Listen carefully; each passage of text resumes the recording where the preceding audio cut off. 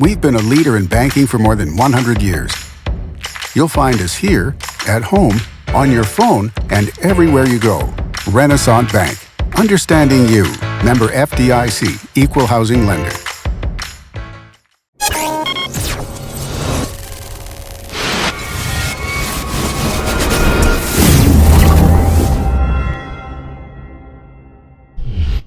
Sponsored by Renaissance Bank. Good morning, Northeast Mississippi. This is Newsbreak for Thursday, February 23rd. I'm Brad Locke. Thanks for joining us. You can catch Newsbreak each weekday at 7 a.m. Watch it at djournal.com, Facebook, YouTube, or the Daily Journal's mobile apps for Apple and Android devices. Going to take a quick look now at news, sports, and weather for Northeast Mississippi. Let's start with the Weather Underground forecast. For today, going to have partly cloudy skies, a high of 77 degrees, a low of 56, just a 10% chance of rain. 3-day outlook, the weekend, Friday, going to be clear with a high of 78, low of 43, 20% chance of rain. Saturday, cooling off a bit with clear skies, a high of 56 and a low of 32, 0% chance of rain.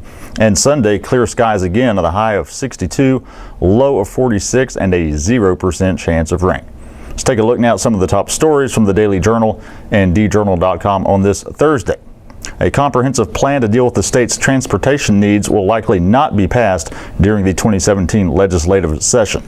Wednesday was the deadline for any such proposal to pass at least one chamber of the legislature. And while a comprehensive plan is dead, the House has passed 2 streams of revenue designed to address what the Mississippi Economic Council and others have labeled as a major problem with the state's transportation system.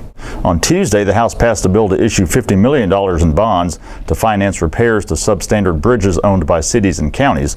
And earlier this session, the House passed a bill to try to force internet retailers to collect the 7% tax on items they sell to Mississippians and remit those funds to the state. And both bills are pending in the Senate. It's been estimated that the internet tax legislation could generate between $75 million and $125 million annually for the state. If the bill does become law as it passed the House, it would designate funds generated to transportation needs. Local efforts to curb school absenteeism were highlighted at this year's Dropout Prevention Summit.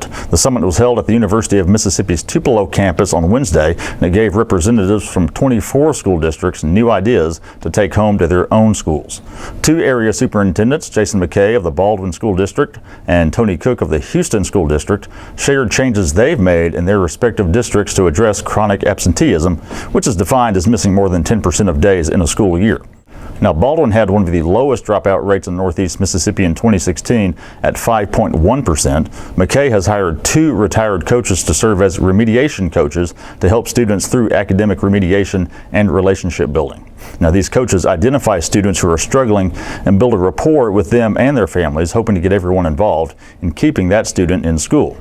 Houston's Cook has focused on community engagement in his efforts to reduce dropouts. In 2016, Houston High School's dropout rate was 25%. Cook and others in the district recently created an attendance committee made up of educators, community officials, parents, and business owners. The group meets to discuss ways to improve the graduation rate and attendance throughout the district, with the notion that student success is a collaborative effort between the home, school, and community. Well, he's not a native Mississippian, but Blake Wilson did a lot for the state during his tenure as president and CEO of the Mississippi Economic Council. That's according to former Tupelo Mayor Jack Reed Jr., who had high praise for the man who has led Mississippi's Chamber of Commerce since 1998. Wilson announced Wednesday that he is retiring. The Delaware native took over the MEC after serving as executive vice president of the Florida Chamber of Commerce. As chair of the MEC from May 2010 until May 2011, Reed worked closely with Wilson. He said Wilson expanded the focus of MEC to education and other issues where he believed the state needed to improve in order to advance economically.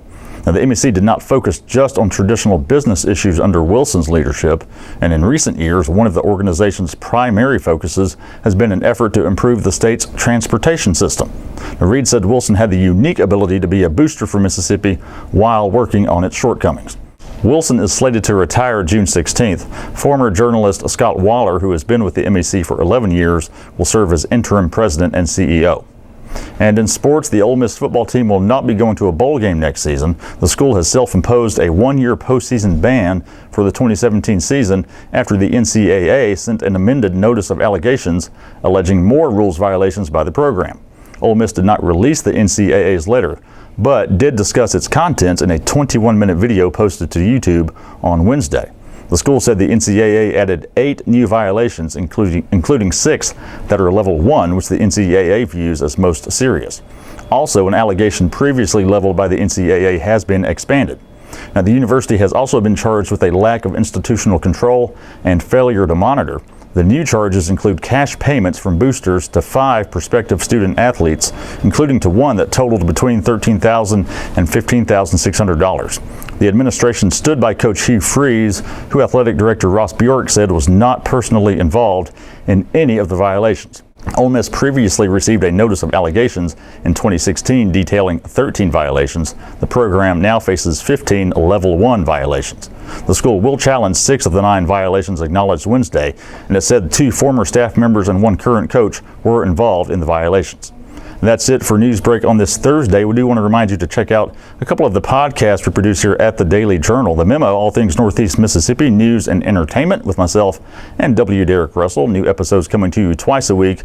And on this latest episode, I invite you to listen in to Emma Kent talking about the 3rd grade reading gate. Also, Lauren Wood discussed her In Focus photo essay, and Bobby Harrison came on to talk about the latest in education funding. Also, Double Coverage is a podcast about Ole Miss and Mississippi State sports. New episodes every Thursday with Parrish Alford and Logan Lowry. Be sure to check out both of those podcasts in iTunes or any of your podcast apps. All the stories I talked about today you can find in the Daily Journal or at djournal.com.